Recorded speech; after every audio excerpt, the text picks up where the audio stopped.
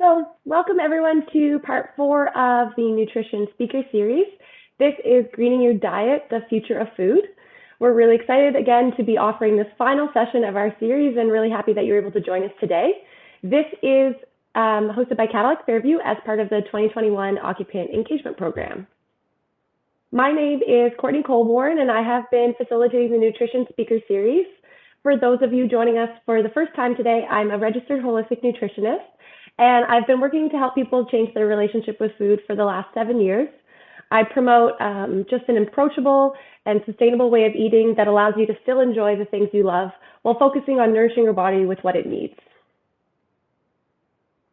Today, I'll get started by providing just a quick update on the content that's been covered in the previous nutrition sessions, and then we'll get into today's content. We'll be talking about all of the different ways that you can reduce the environmental footprint of your diet while tying in all those foundational principles that we've discussed over the past few weeks. We'll start off by talking about the current state of our food system and share some of the realities of where we're at today, and then we'll segue into the simple ways that you can make a difference in your everyday choices. From there, we'll talk about how to set up sustainable plates through different earth-friendly diets that exist. We'll talk about how to adopt green cooking habits and how to shop wisely so that you're choosing eco-conscious products wherever possible. From there, we'll talk about how you can save money and the planet by growing your own food and what you need to consider before starting your own indoor or outdoor vegetable garden. Then we'll talk about how you can reduce food waste and make every bit count, as well as how to get started composting at home. And then we'll wrap it up with some resources and recipes. And finally, if there's time at the end, we'll open it up for questions. If at any point during today's presentation you do have questions, please submit those in the chat box. My colleague Jennifer will be monitoring it, and we'll open it up just at the end of presentations for a few minutes.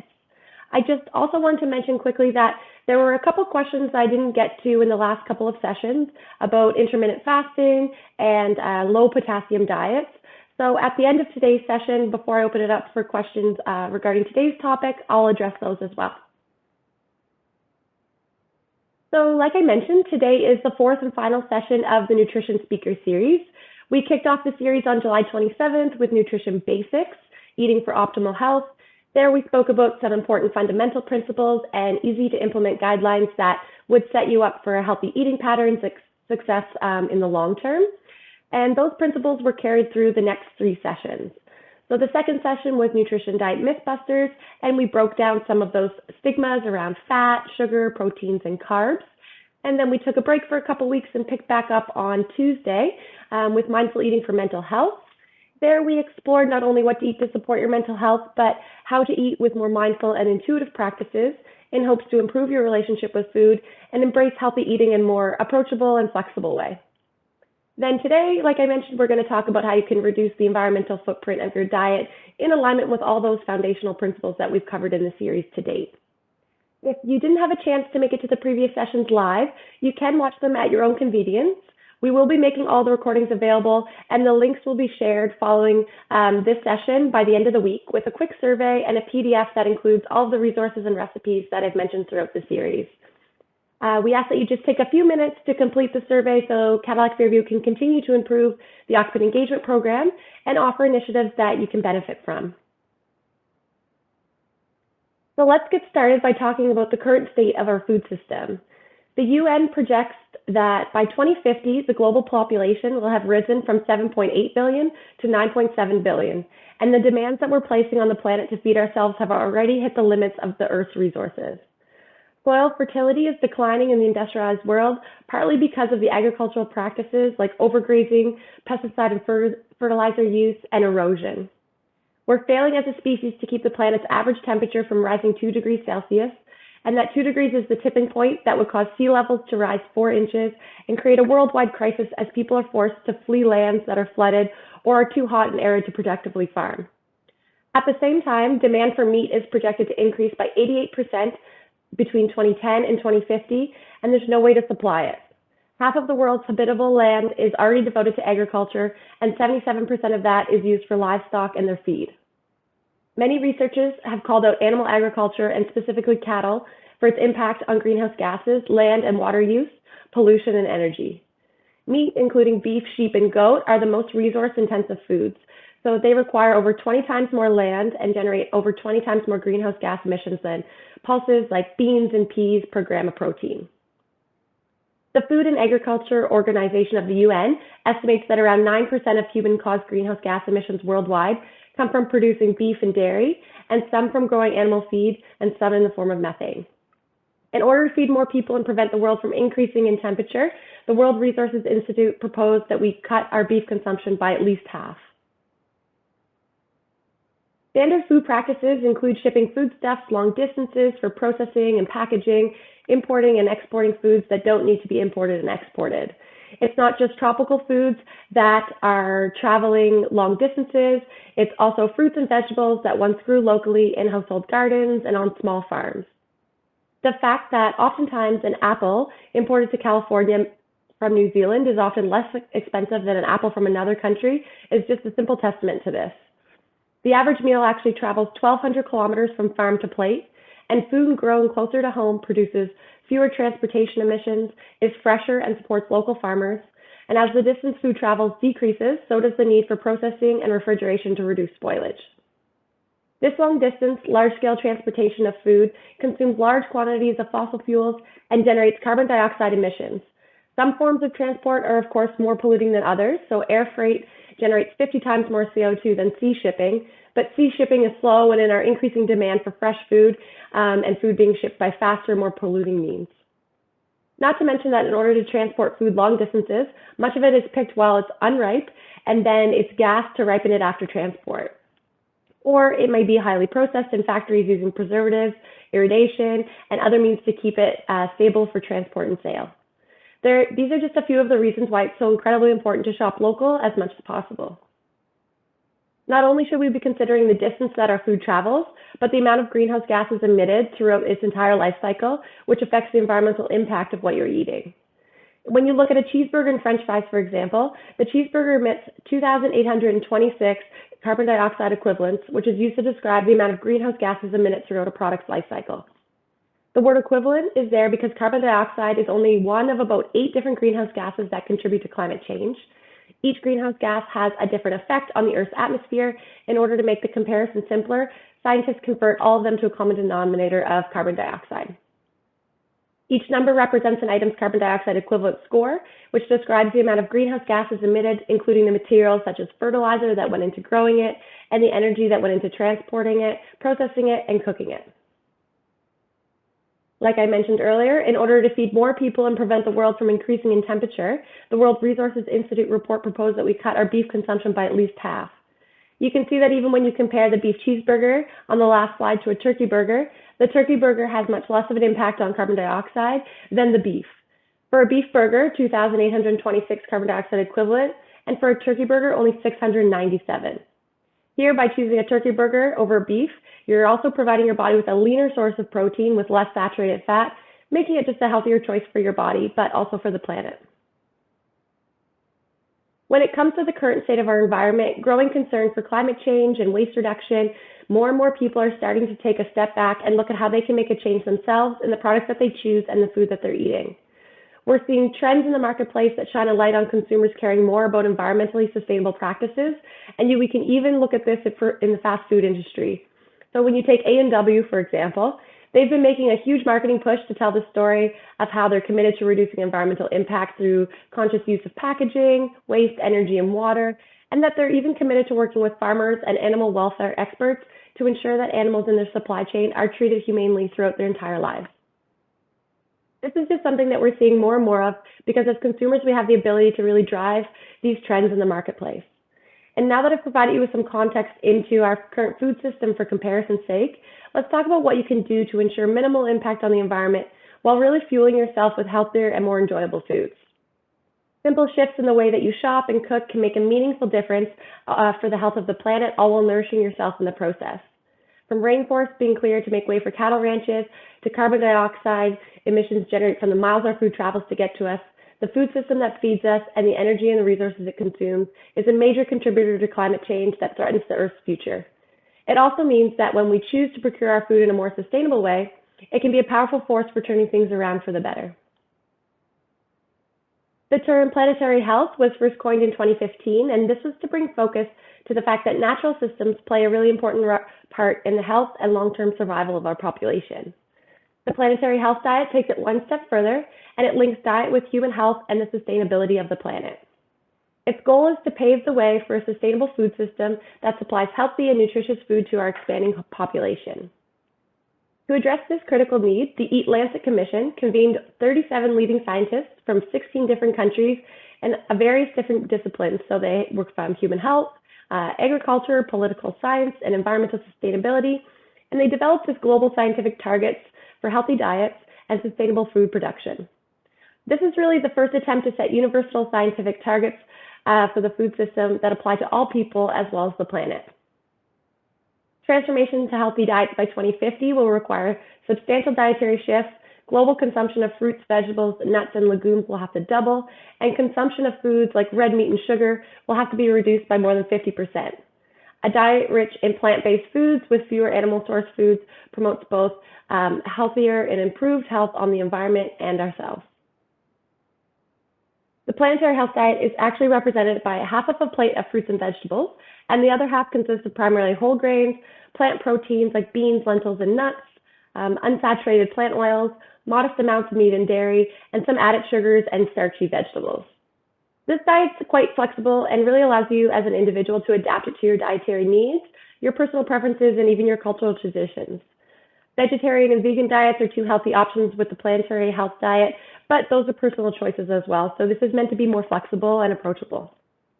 The planetary health diet actually recommends reducing the amount of red meat that we eat to 1 3-ounce serving a week for both environmental and health reasons. It focuses on consuming mostly plant foods with limited amounts of animal proteins. And if you want to eat with the planet in mind, you can kind of just shift your plate slowly. This doesn't need to be a complete overhaul of your diet. It's a more flexible approach than taking drastic changes, and nothing needs to be happening in one day. So for instance, for you, 1 3-ounce serving of red meat a week might sound like a huge change to make in your diet. Like if you're currently consuming meat maybe 8 times a week, getting it under to 5 would be a great start, and it's a huge improvement already. Also, choosing like poultry and some seafoods instead of red meat is a great first step as well, and we'll talk more about choosing seafood wisely. By following this planetary health diet, you should also consider your food's water footprint and look to other cuisines for inspiration. Another long-standing diet that's said to be one of the healthiest diets out there for the planet and its humans, especially for those people dealing with cardiovascular health issues, is the Mediterranean diet. So it follows the traditional eating patterns of Greece, Italy, Turkey, and other countries along the Mediterranean Sea. It's mostly plant-based, it's rich in vegetables, fruits, and legumes, and healthy fats like olive oil.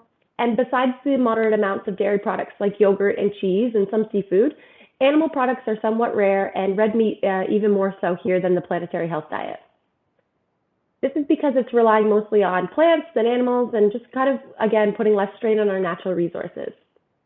It's a really helpful, nutritious diet, and many studies have shown that the Mediterranean diet can significantly reduce cardiovascular risk. It may slow down bone loss and osteoporosis, promote anti-cancer mechanisms, and support brain health. There has been some research regarding an association between the Mediterranean-style diets and a reduced risk of depression as well. This is just because those healthy fats like olive oil and avocados are extremely beneficial for brain health, as well as reducing inflammation throughout the body. And there's a strong link between inflammation in the body, mood, and diet, which we covered in the last session, Mindful Eating for Mental Health. If the thought of adopting one of those sustainable diets seems too much for you at the moment, even just one meal a week can make a difference here in terms of your environmental footprint. So by shifting to a vegetarian meal one day a week, you could actually save the equivalent of driving 1,866 kilometers. We know that a vegetarian meal greatly reduces an individual's carbon footprint, but even switching to a less carbon-intensive meats can have a major impact as well. Like we highlighted earlier, the beef's greenhouse gas emissions per kilogram are 7.2 times greater than those of chicken, so small changes of just cutting back on some red meat can have another substantial impact as well. When it comes to procuring and preparing your food, there are a few mindful steps that you can take that have a meaningful difference as well. So you want to embrace those ugly foods. Just because a food might have a few bruises or be misshapen, it doesn't mean that it needs to go to waste. Check out the clearance section at your grocery store because often there will be produce that's placed on sale because it's not deemed pretty enough to sell at full price, but still tastes just as great and is still carrying all of those nutrients. Frozen fruits and vegetables are another great way to reduce food waste in cooking, and you really only need to use as much as you need when you have those in the freezer. And besides that, the nutrients of them are always well retained as long as they're frozen properly. So they contain as many nutrients as fresh fruits and vegetables, and they're a great alternative for special varieties that you don't use all the time to have on hand.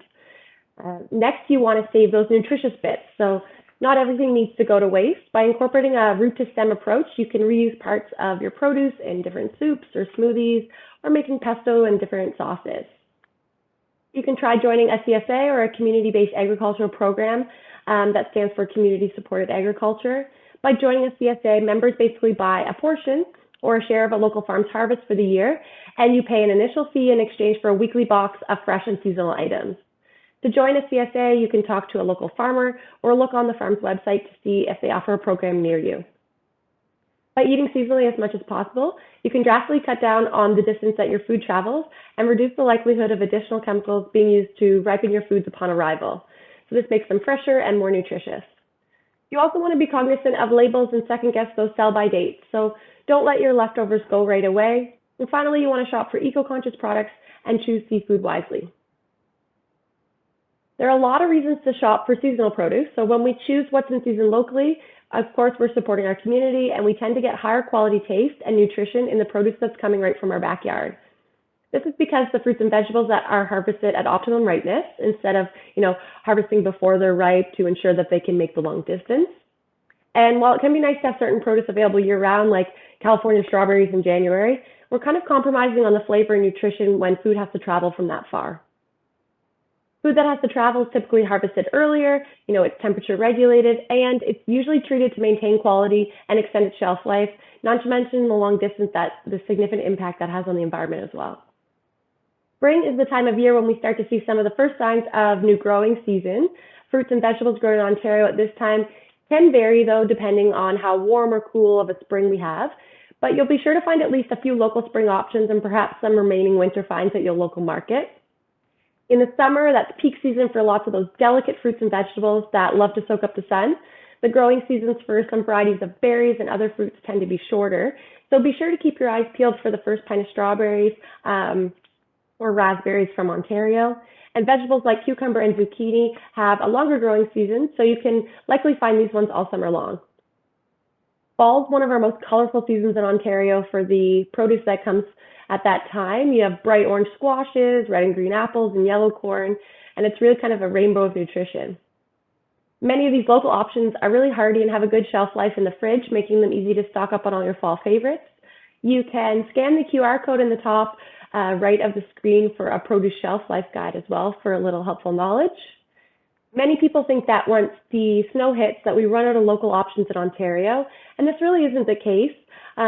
Lots of local growers will still have hardy fall produce finds like squash and potatoes and carrots, and those will be available throughout the cold and even through the snow. Another great option always is to capitalize on some of your local summer and fall produce is by preserving it for use later on in the year. So you could either freeze it or preserve and can, and I'll talk a little bit about that later. You can freeze lots of local fruits and vegetables or sliced peaches and vegetables like grated zucchini and fresh herbs. You can make homemade tomato sauces or try your hand at making your own jams or salsas and things like that just to use up all of that great seasonal produce that we have. You want to make sure that you're always following safe food practices when you're preserving your produce, especially when you're using jars as well. Also, it's really important to do your research and better understand how some of those food items aren't just harmful for the planet, but your health as well. According to a study by WWF, sugar is among the crops most harmful to the planet. By replacing habitats rich in animal, plant, and insect life, sugar plantations destroy the most biodiversity in the world. In addition to its intensive use of water and pesticides, the cultivation of sugarcane and sugar beet also causes widespread erosion. This is so much so in Papua New Guinea that whose soil has been used to grow sugarcane, they have lost about 40% of their organic carbon content, and that carbon is now in the atmosphere contributing to global warming. In short, the intensive sugar production is a real disaster for the environment And according to WWF, it's time to think about a more sustainable sugar culture, including significantly reducing our consumption for obvious health reasons. Industrial meat is another one that's extremely harmful to the environment. So meat and beef production contributes to deforestation and the production of greenhouse gases, notably methane. Beef and lamb in particular are the most harmful meats in environmental terms. To choose a less polluting meat supports small farms where the animals are raised in the open air and fed in pastures. The next one is palm oil. So palm oil is used in the majority of best-selling industrial sweet products, a large number of prepared dishes, and in fact, along with soybean oil, it's one of the most used oils in the food industry. It's particularly bad for the environment, so palm oil production is directly responsible for large-scale deforestation, especially in primary forests, in Indonesia and Malaysia, they're experiencing a lot of this. It's responsible for destruction of the natural habitat of several endangered species, erosion and soil depletion, soil, water, and air pollution, and high greenhouse gas emissions, both indirectly as a result of the deforestation, but also from the process of exploitation and transformation. For palm oil, there are certifications which are used and support are meant to avoid deforestation. But unfortunately, according to Friends of the Earth, a lot of these certifications are more of a purchase membership than a standard conservation, green production, carbon impact, or respect for human rights. So in my opinion, it's just best to avoid palm oil whenever possible. In terms of soybeans, so there's 330 million tons of soybeans that are produced every year in the world. A large portion of that's going towards, the production of soybean oil that's commonly used to feed livestock and for the production of foods like tofu and soybean shoots and other soy foods. In addition to contributing to deforestation, soybean oil requires the use of heavy industrial processes and large quantities of chemical solvents like hexane that we spoke about in previous sessions, and that produces greenhouse gases and other forms of local pollution. So a lot of waste from that oil production are used to feed livestock, and this again is just contributing to increasing gastric methane emissions, especially from the cattle. Some sustainable certification labels that you should keep an eye out for, and it will make your shopping a little bit easier if you're trying to consider your environmental impact, are on the screen here. So we have Fair Trade and Fair Trade Certified. Those ones promote sustainable use of resources like land and water, and the farmers receive premium wages that can be reinvested to grow their businesses. Rainforest Alliance certified products in the middle on the top row there, those protect forests and wildlife and support rural farmers with training and educational opportunities, and those are commonly found on your coffee, teas, and bananas. Organic food is better for the climate overall. So it's grown without genetically modified organisms. Organic meat, poultry, and eggs and dairy come from animals that aren't fed any antibiotics or growth hormones. And because they're grown in healthy soils, organic foods are typically more nutritious. They contain more vitamins and minerals. And organic farms promote genetic biodiversity, creating less water pollution and soil damage, and they result in fewer poisonings of farm workers and less harm to wildlife.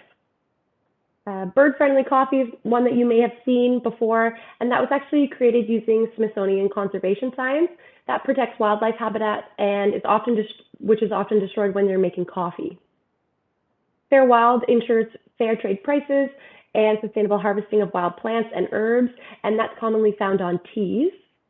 And then MSC certified sustainable seafood and ocean-wide seafood identify products from fisheries that are sustainable caught. So when you're shopping for your seafood, always keep an eye out for at least those two labels. And then finally, the goal of the Certified Humane program is to improve the lives of farm animals by driving consumer demand for kinder and more responsible animal practices. So when you see the Certified Humane raised and handled logo, you can be more assured that those products have come from facilities that meet precise objective standards for farm animal treatment, and that the animals must be fed a diet of really high quality feed, and that there's no antibiotics or hormones, and they're never kept in cages, crates, or tie stalls. So that's another great one to keep out for when you're shopping for your meat. It also is really important to consider the water required to make some of our most common food products as well. For example, when we look at different types of milk. So a glass of dairy milk requires nearly 3 times more greenhouse gas to produce than a glass of plant-based milk, according to an Oxford study. And dairy requires 9 times more land than any plant-based milk on the market. But the flip side to that is that not all of those plant-based milks are necessarily good for the environment as well. So consider how thirsty almonds are. They actually require over a gallon of water to grow only one single almond. And to get a pound of almonds, that's about 1,500 gallons of water. So almond milk requires more water to produce than all of your other plant-based milks when you're looking at your soy or oat. And a single glass of almond milk actually requires 74 liters of water, which is more than your typical shower. Oat milk requires the least amount of water here, about 48 liters to produce one glass. And these stats are actually taking into account, the full production cycle from growth through harvesting and everything in between. Plant-based meats is another hot topic. So they've made a really huge splash in the last couple of years for being environmentally friendly alternative to beef. But how much so, and what about the health benefits for these options? So according to the UN, 33% of all crops are grown to feed the animals we eat.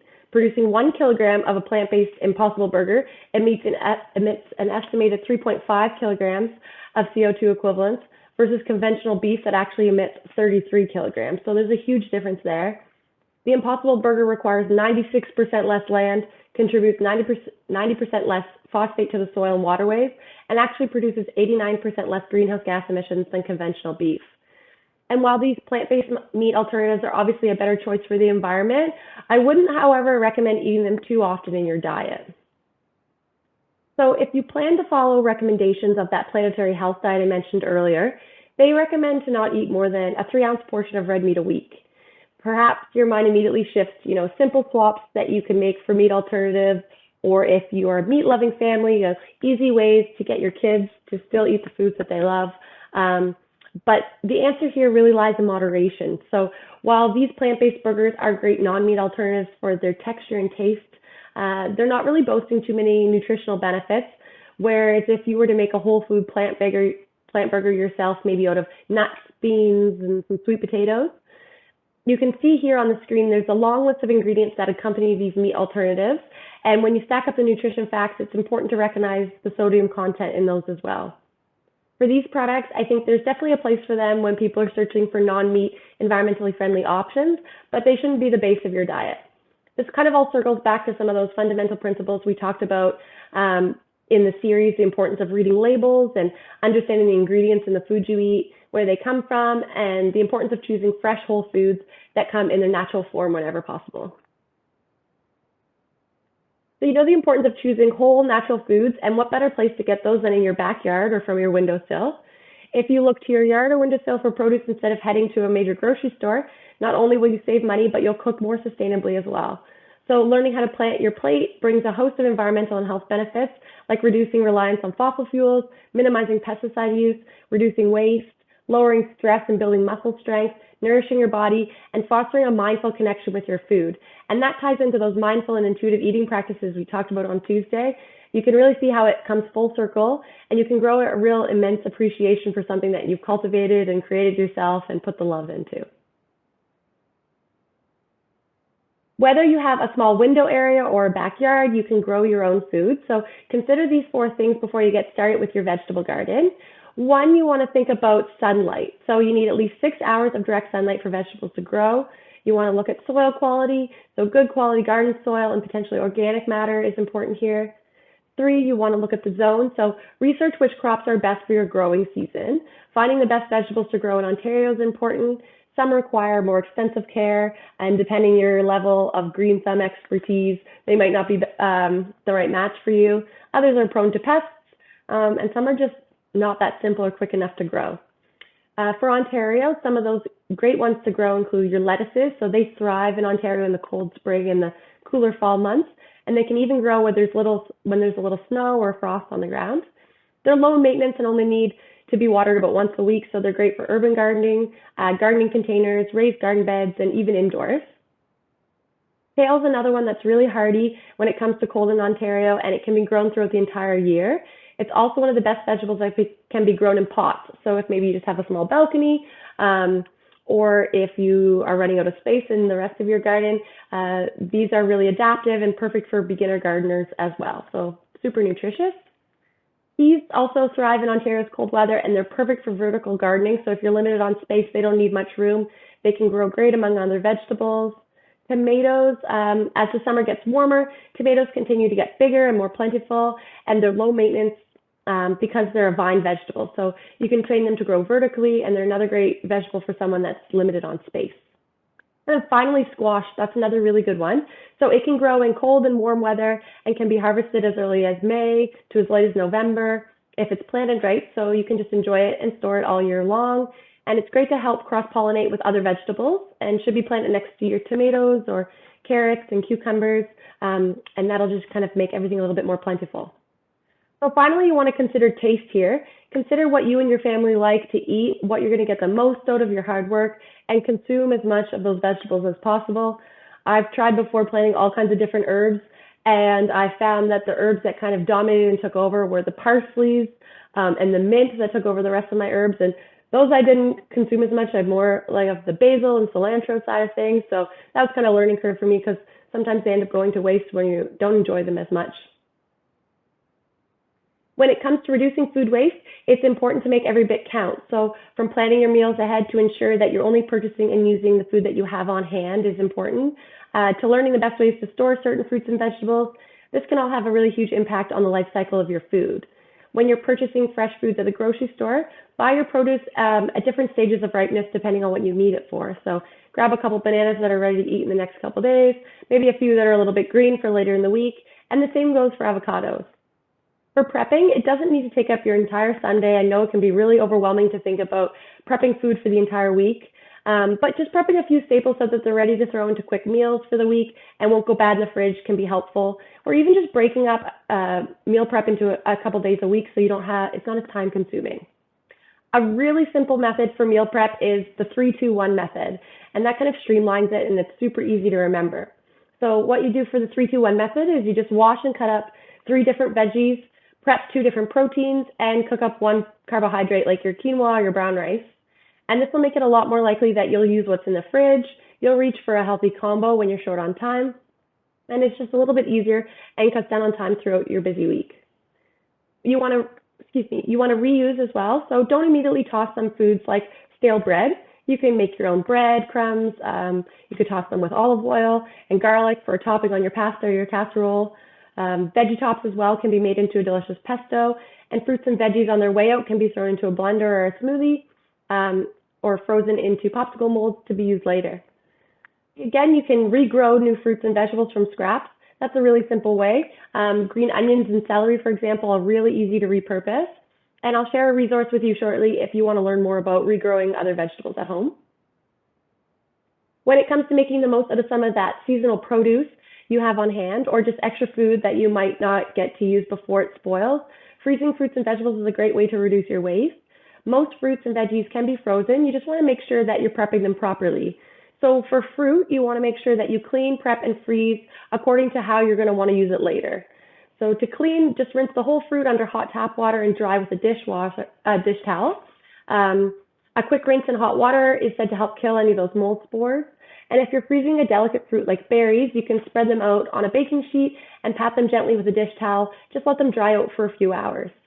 Once your fruit's dry, you want to prepare it as you'll need it. So for strawberries, make sure to core and slice them, and the same goes for apples. You want to remove any rinds and seeds from, say, cantaloupe. You want to peel your bananas. And then when it comes time to freeze, you want to lay it on a single layer sheet pan lined with parchment paper so it doesn't stick to the pan, and just freeze it for a few hours until they're solid. Then you can transfer it to an airtight container and your fruit can be stored for up to 3 months.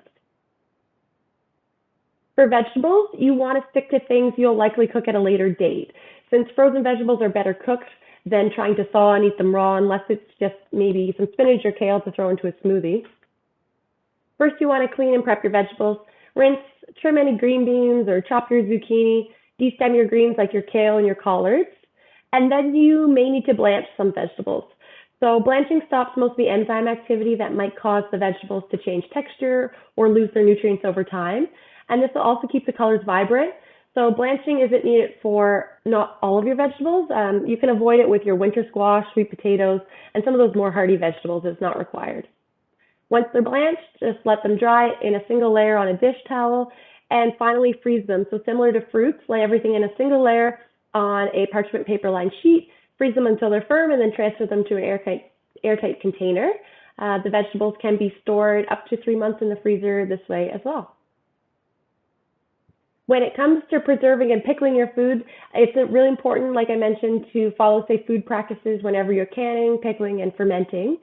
Also, oftentimes the recipes will call for a lot of sugar in the process, and it's mostly used for texture and color preserving properties, but not for food safety preserving properties. So sweetness plays a role, of course, in like your jams and jellies, your relishes, and even some pickles. And the sweetener helps to make a food product a little bit more palatable, and it masks some of that tartness. But all fruits can actually be safely canned or frozen without sugar, and it's not needed to prevent the spoilage. So just try searching for recipes that limit or avoid sugar altogether in those recipes and try out something new. Finally, when you're looking to reduce food waste at home, composting is a great practice to get in the habit of. So compost is a mixture of decomposed plant and food waste that can be used as a natural fertilizer. It can fuel your plant growth and restore depleted soil. It's easy and free to do at home, and composting is actually said to divert 30% of household waste from landfill. Landfills actually lack oxygen that's required for composting, so this means that organic matter is sent when it's sent to landfill, it doesn't decompose quickly enough, and instead it's generating more harmful methane gas. By creating your own compost, you can reduce the need for chemical fertilizers for your lawn and gardens. It'll help you save money and keep our local waterways healthy.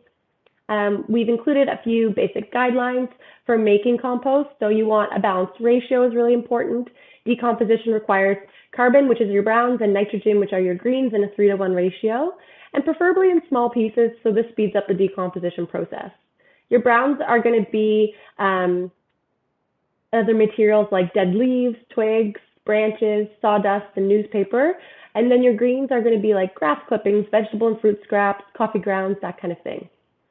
Avoid throwing certain products in your compost. This is something that I learned more recently, like meat and milk products, baked goods, acidic, oil and greasy foods and weeds and things like that. Those aren't going to help your process at all, so keep those ones out of the compost. For optimal temperature, ideal decomposition happens between about 44 and 52 degrees Celsius. So as the temperature drops, decomposition slows down and stops under freezing temperatures. Active piles of compost can be ready for use sometimes within just a couple weeks or a couple months. And then those colder piles may take up to a year. So if a pile actually completely freezes, decomposition can start again following the thaw and warmer weather the next year.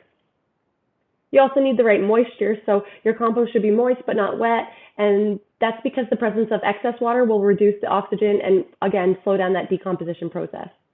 If you want to learn more about how to compost at home in any living situation, you can scan that QR code on the screen there for Calic Fairview's Guide to Composting at Home. There are a ton of helpful resources in that, and it really breaks down everything, no matter if you're living in a condo, a small townhouse, you have a backyard or no backyard, if you want to compost inside or outside, there's an option for everyone. So I encourage you to check out that resource as well. So I just wanted to share a couple more resources with you. On the left, you can learn more about the planetary health diet that I was talking about at the beginning. And then on the right, you can visit that site for more information about Mediterranean-style diets, including shopping lists and recipes, and explore even just how to incorporate more Mediterranean-style meals into your diet, not necessarily, making a huge shift to what you're eating every day. Again, these resources will be shared in a PDF, and you should be getting that email by the end of the week, but if you don't get them to them today. Next, if you're interested in starting your own vegetable garden, I mentioned some of those vegetables that are best to grow in Ontario, so there's an article there on the left that you can check out for more information. And then on the right, this is a really great article for 10 different vegetables that you can regrow from scraps really easily at home. So another good one. And that's it. So before I answer any questions that you might have about today's topic, I did want to address two topics that I wasn't able to get to in previous sessions. The first was a request for suggestions for low potassium diets. So if you need to reduce the amount of potassium in your diet, the first step, of course, would be to avoid foods with high levels of potassium in them, or some of these foods that I'll mention, eating no more than maybe a half cup of those a day. So some of those foods are, bananas, cantaloupe, grapefruit, dried fruits, avocados, tomatoes, potatoes, beets, milk, yogurt, lentils, and tofu. It's kind of a long list of them. But you really want to focus on eating foods with low levels of potassium. So those are going to be like your apples and berries, peaches, asparagus, broccoli, cabbage, leafy greens, zucchini, mushrooms, chicken, turkey, tuna, and eggs, those ones as well, they're great. If you do find that you love vegetables like your potatoes, carrots, and beets and things like that, you can actually lower the potassium levels in them by cooking them by using a process called leaching. So it kind of just involves peeling and soaking them and boiling them. And again, yeah, more work is involved here, but it does allow you a little bit flexibility to still enjoy some of those foods that you love. There's a helpful resource on kidney.org.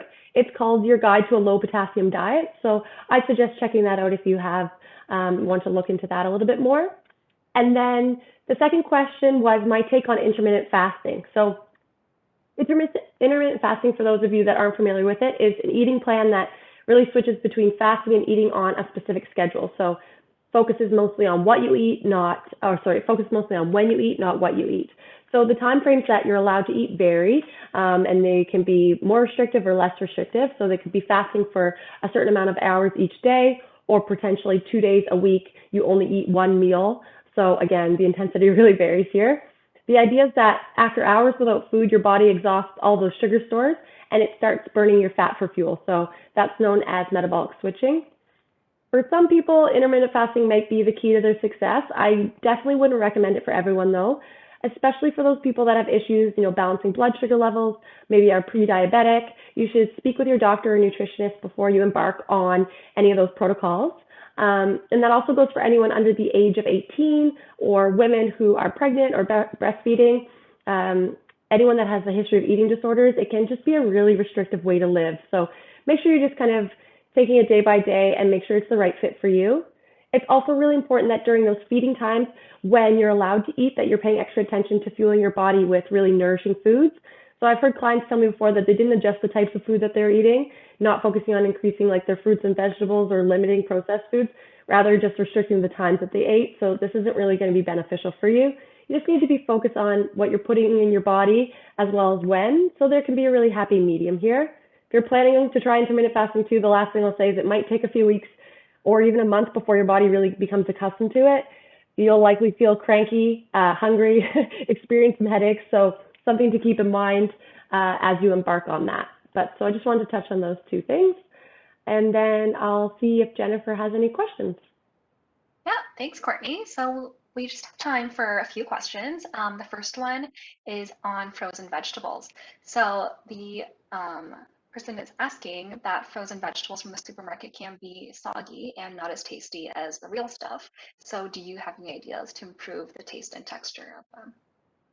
Frozen vegetables. Okay. I guess it would depend the types of recipes that you're going to be using them for. So that's kind of what I mentioned. And you kind of want to pick frozen fruits and vegetables that you'll be cooking into something or maybe throwing into a smoothie. If you're thawing out some berries just to eat raw, you're not going to have the same experience as if you're eating a fresh blueberry.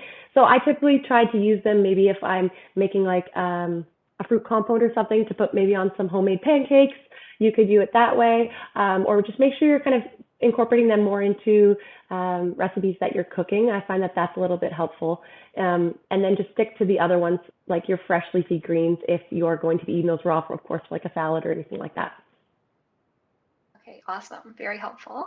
And just on the topic of organic foods, how can we trust the organic foods from the supermarket? Do you maybe have any tips for grocery shopping? Yeah. Make sure you're just definitely looking for the organic label.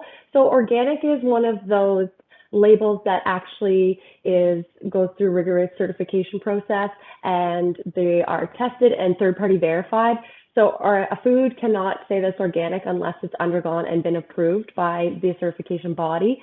So always making sure you're just looking up for the labels. If it just has a sign that's handwritten that says organic, I probably wouldn't trust it. You want to be looking for those specific certified organic labels, USDA organic or anything like that. Otherwise, it can be a little bit of a gray area. Also, though, if you're checking for local produce, if you're going straight to a farm, those are great options as well. Okay, perfect. So those are all the questions that we have time for. We'd really like to thank you for joining us over the last few weeks. And you can look forward to the resources like Courtney mentioned and the recordings that are going to be sent your way sometime over the next few days. So on behalf of Cadillac Fairview, we hope that these sessions provided valuable takeaways if you're thinking of making any changes, big or small. and we hope that you enjoy your afternoon. Thank you for joining us. Thanks, everyone.